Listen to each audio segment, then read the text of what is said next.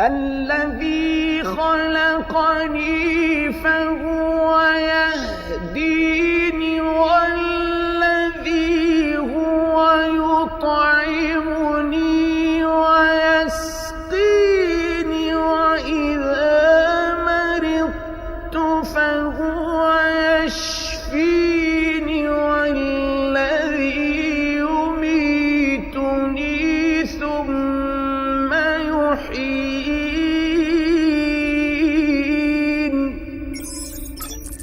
السلام عليكم ورحمة الله وبركاته. الحمد لله رب العالمين، وصلى اللهم وسلم على نبينا محمد وآله وصحبه وسلم أجمعين. فيديوغان waxaynu ku soo qaadan doonaa taariikhda qaari kamida quraada ugu caansan caalam islaami. Waa qaari Ilaahay subhanahu wa ta'ala uu siiyay cod aad u macaan. Codkiisa macaan daraadeed waxa loogu bixiyay naanayso fara badan. Naanaysahaasi waxa kamid ah saaxibul xinjir al-dhahabi, ninkii lahaa cunaha dahabka ah.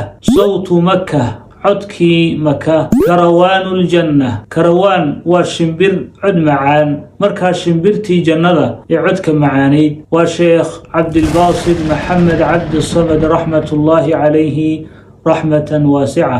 Soo dhawaada, baarakallahu fiikum.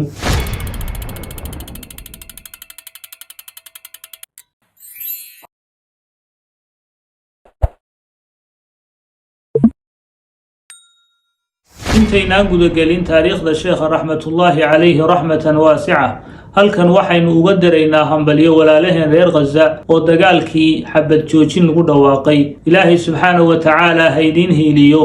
waad sabirteen, waad adkaysateen, dhibaato adag baa ku sabirteen oo adkaysateen. Ilaahay subxaanahu wa tacaala ha idiin hiiliyo, nasrigiisana Allah ha idin siiyo. adkaysiga iyo sabirkaasina wuxuu idiin noqday inaad maanta guul gaadhaan oo yuhuuddii iyagoo aan ahdaaftii iyo ujeedooyinkii ay dagaalka u galeen iyagoon xabad ka xaqiijin, xabad ka dhabaynin, ayaa ku qasabteen inay aqbalaan xabad joojin. Allah subxaanahu wa tacaala ha idiin hiiliyo, ha idiin gargaaro.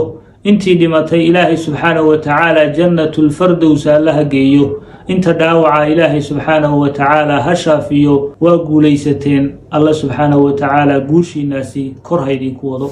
Sheekh Cabdilbaasid waxa uu dhashay 1927 waxa uu ku dhashay tuulo yar oo la yiraahdo Armint oo hoos tagta gobolka Qanna ee wadanka Masar. waxa uu sheekhu ku barbaaray qoys ahlu Qur'aan ah ayuu ku barbaaray. awowgii wuxuu ahaa Cabdisamad, waxaanu ka mid ahaa culimada mandiqadaasi loogu markhaati kacay xifdiga qur'aanka iyo tajwiidka. sidoo kale aabihii Maxamed Cabdisamad isaguna wuxuu ahaa xaafid xifdisan qur'aanka kariimka ah oo sheekha. sidoo kale waxa uu ka shaqayn jiray markaasi wasaaradda isgaadhsiinta. sheekhu waxa uu la dhashay laba inan oo la kala yiraahdo Maxamuud iyo Cabdilxamiid, iyaguna waxay ahaayeen xufaad ahlu qur'aan ah. markaa sheekhu waxa uu ku soo barbaaray qoys ahlu qur'aan ah oo qur'aanka Ilaahay xifdisan. taasina waxay u saamaxday isagoo da'diisu aad u yar tahay in uu qur'aanka kariimka ah xifdiyo. waxa uu bilaabay xifdiga qur'aanka kariimka ah isagoo ay da'diisu tahay 6 sannadood,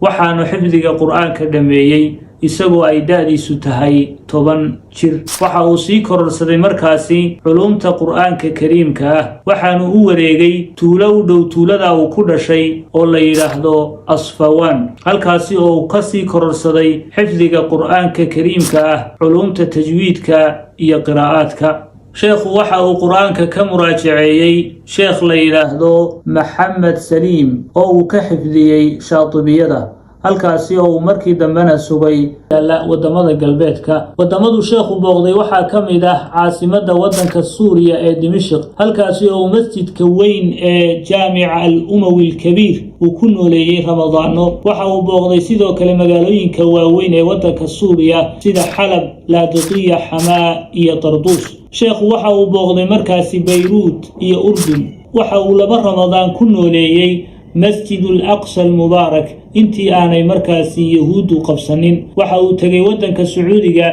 waxa uu qur'aanka ka akhriyay markaasi masjidullahi al-xaraam iyo masjidun nabawi labada masaajidba waa uu ka akhriyey sidoo kale waxa uu u duubay idaacadda sacuudiga qur-aanka kariimka ah sheekhu waxa uu noqday qaarigii ugu horreeyey ee waddan u booqda inuu ka soo akhriyo qur-aanka waxaanu tegey koonfur afrika 1966 sheekhu raxmatullaahi calayhi waxa uu ka dalbaday boqorka morocco ee la odhan jiray xasan athaani inuu u duubo qiraa'ada warsha can naafic oo ku caana markaasi madadkeeda oo dhaadheer waxaanu sheekhu ku duubay 15 cisho gelinka horena wuxuu duubayay hal juz gelinka dambena hal juz idaacadaha caalamul islaami ku yaala waxa ay keediyeen markaasi sawdkiisii macaanaa isagoo markaa akhrinaya riwaayaad kala duwan ilaa maantana waxa ay u soo daayaan markaasi si joogto ah oo codkiisa ayaynu maqalnaa oo aynu dhegaysanaa raxmatullaahi calayhi raxmatan helay oo markaasi lagu marti qaaday oo la siiyey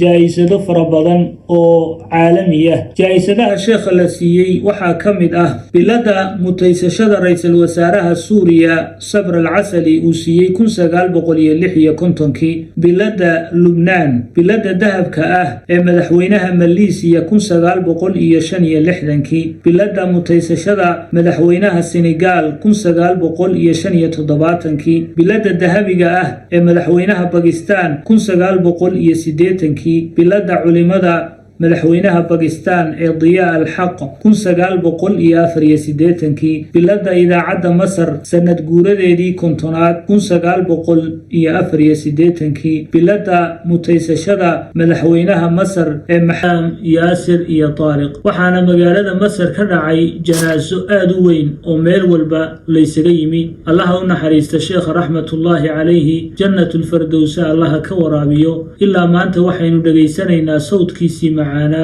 الله سبحانه وتعالى هكا أقبله إننا هاي نقدقه دد أهل القرآن والسلام عليكم ورحمة الله وبركاته.